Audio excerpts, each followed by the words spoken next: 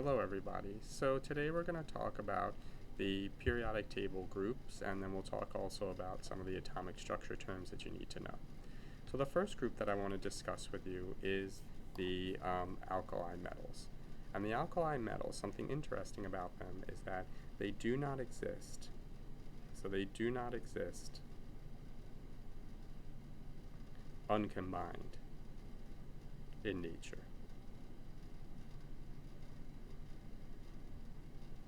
So you won't be walking down the street and find some sodium on the curb there and be able to pick it up and play with it.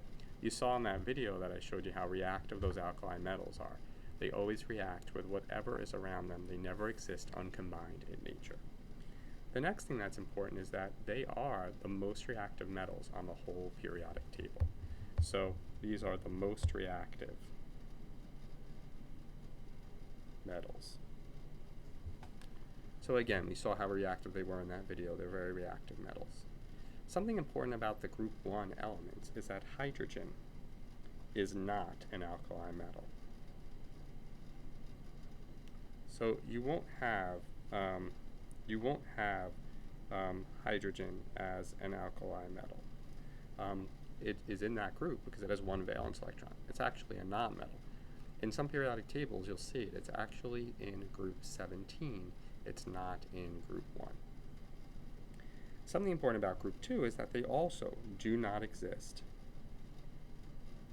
uncombined. They are the second most reactive metals on the periodic table.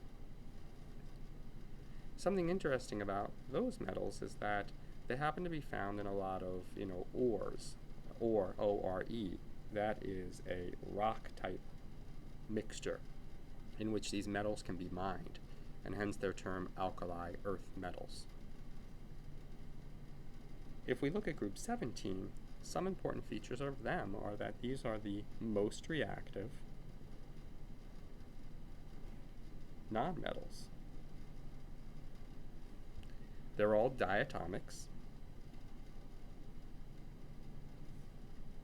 And this is the only group on the periodic table that actually has all three phases existing at the same time. So we have fluorine and chlorine, the two gases. We have bromine, the liquid. And we have iodine, the solid. So this is this is the only group that has that property to it. And again, these are the most reactive elements. We have the metals on the left, we have the nonmetals in group 17 on the right. Group 18, these elements have a stable valence electron configuration. So in general terms, they're non-reactive. What you're going to see if you're paying attention here is in a few weeks or so from now, I'm going to tell you, actually some of these do react. And if you look at the heavier ones, if you look at the, if you look at xenon and you look at radon, they actually will be reactive with certain elements, and you can form compounds with oxygen and fluorine.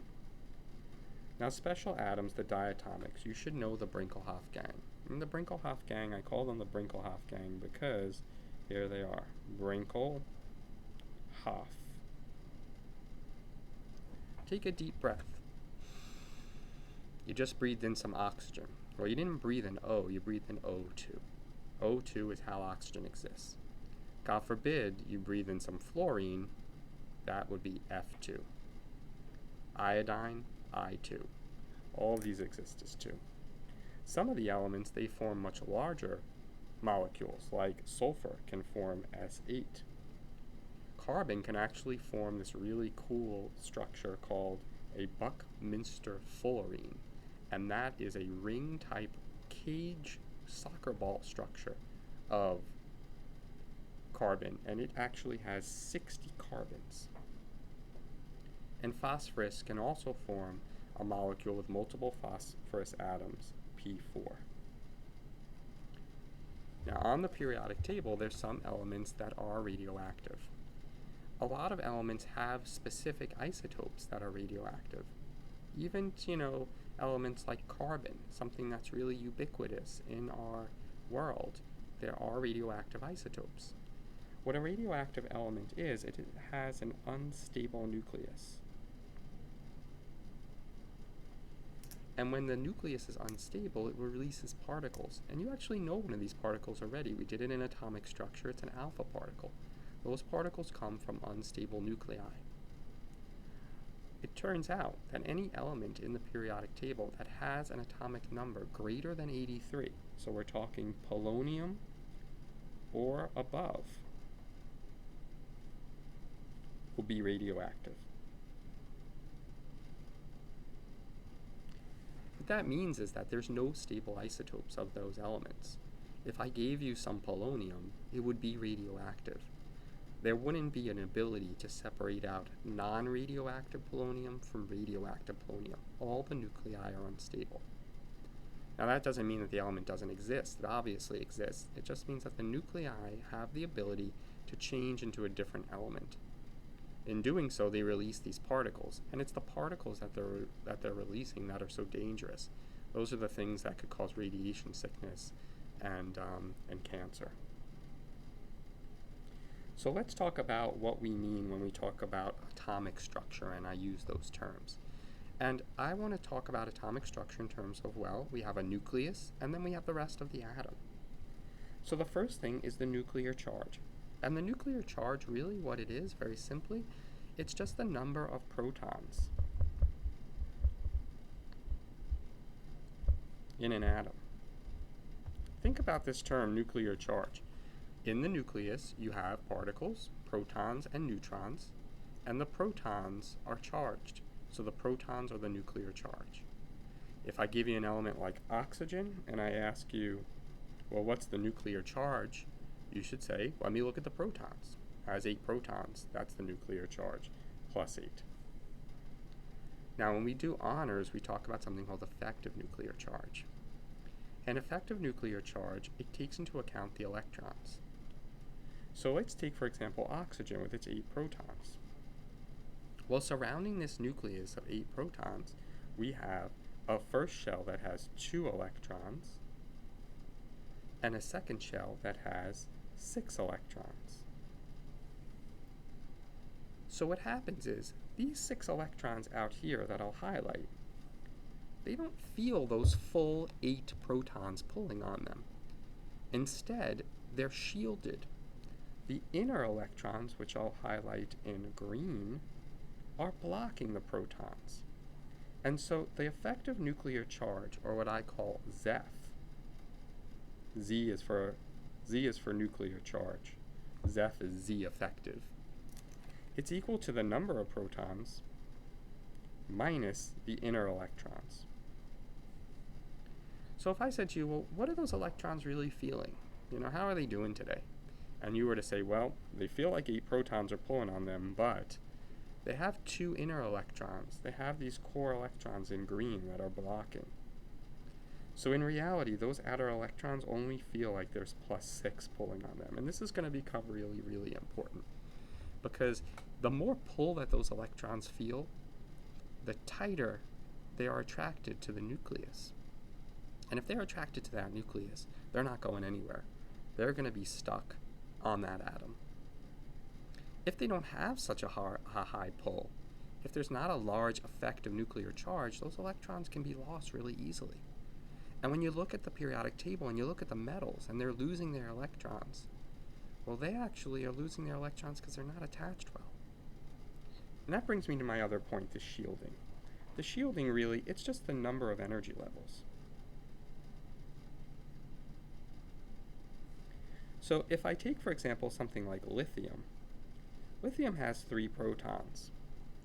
And then around it, it has 2 electrons. And then around that in the second shell, it has 1 electron.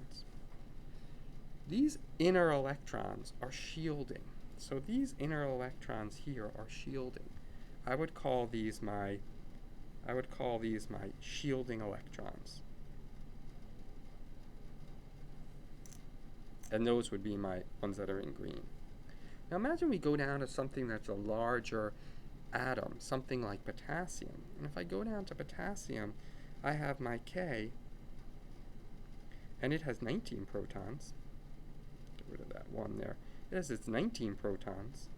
But then I look at its shells. It has 2, 8, 8, 1. And so the shielding here is in effect from all of these.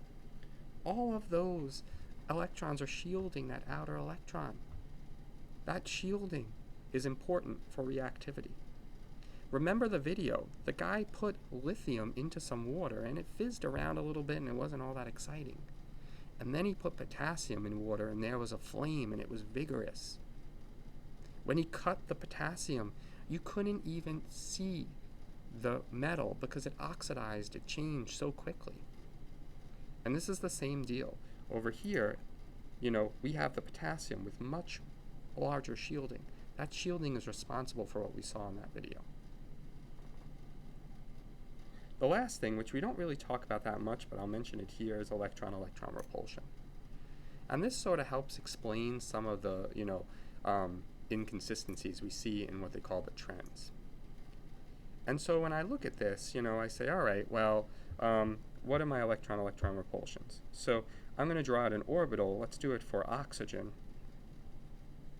For oxygen, 1s2, 2s2, 2p4. Well, if I draw out the orbitals, these last orbitals here, the 2p, and start filling them up, 1, 2, 3, 4, the electrons that are paired here, they have repulsions. And when we have those repulsions, what they tend to do is they tend to make the atom more reactive. So these repulsions, if they are higher, we get more reactivity. More reactivity means less stability. So I'm going to stop here for this video. You need to really know these parts of the electron structure. Study them and know what they mean. We're going to apply them in the next video.